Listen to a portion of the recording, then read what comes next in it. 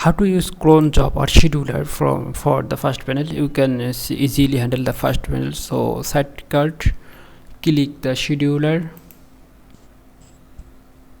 You have to set up the new task.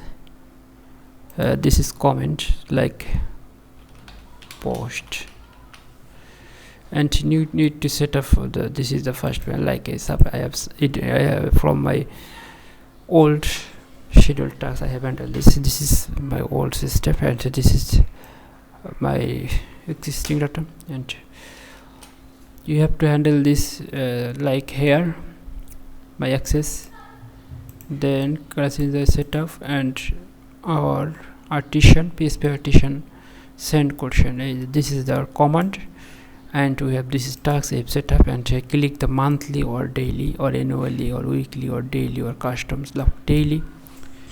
You have to set up this. You can set up the hourly rate. So daily, here you can, if you hourly, to every hour click, and time is 00.